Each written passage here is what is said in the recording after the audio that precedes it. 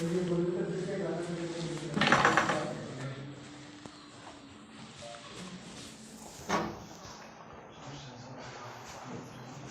আছে আমার বউ। হ্যাঁ আমার বউ। আমার বউ কি করে বউ আমার জীবনে বউ। হ্যাঁ আমার বউ। কত আমরা এক বছর বাড়ি। তোর বাড়ি কোথায়? কুষ্টিয়াতে। কি হয় কাগজপাতি আছে দিয়ে? অবশ্যই বাড়ি আছে। কার কাছে বাড়ি আছে? ওদের বাড়ি। আমরা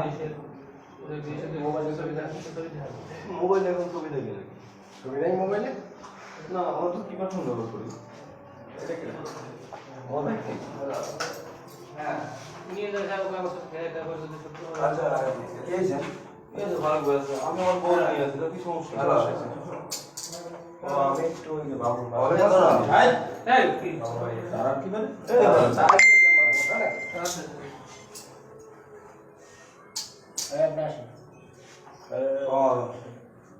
আমি একটু জানি বলে কথাটা কালকে করো না, একটু বিজি আছি তো কালকে। ফোন কোন সব দেবে? আরে দিচ্ছি দাঁড়া। এই ফারুক ভাই, আরে দাঁড়া। এই রবি ভাই, কে কথা কি হয়েছে?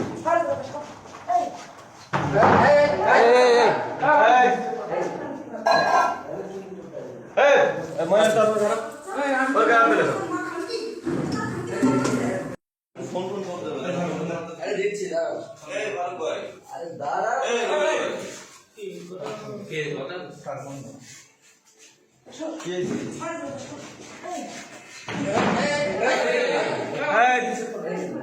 তোমার এই দাদা তুই কি না? বাড়ি কই? হ্যাঁ হ্যাঁ, নাম কি?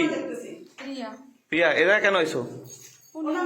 হ্যাঁ, কাগজপত্র আছে সব দেয়া আছে। সবাই রিল্যাক্সে যাচ্ছে, আপনারা আস্তে আস্তে যাচ্ছি।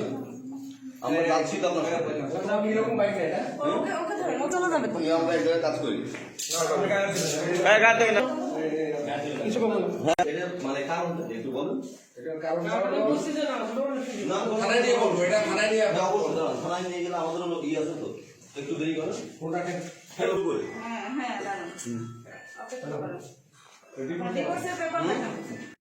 আক্তার, ফকিরহাট থানার আটটাকি গ্রামের চৌধুরী পাড়ার শেখ দলিল উদ্দিন শেখের ছেলে তরিকুল ইসলাম তৌকির আমার স্বামী। 3 বছর আগে তার সাথে আমার বিয়ে হয়। বিয়ে হওয়ার পরে আমি জানতে পারি তার আগেও একটা বিয়ে ছিল, সেটা বিচ্ছেদ হয়েছে। তারপরে আমার সাথে বিয়ে হয়, আমাকে অনেকভাবে নির্যাতন করা হয়, পারিবারিকভাবে, ব্যক্তিগতভাবে।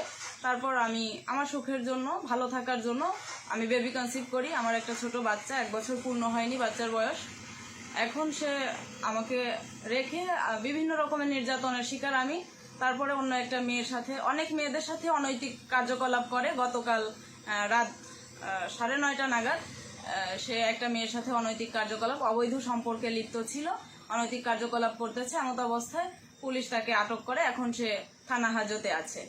আমি চাই যে তার জন্য সুষ্ঠু বিচার হয়, আমার মতো কোনো মেয়ে যেন এরকম নির্যাতনের শিকার না হয়।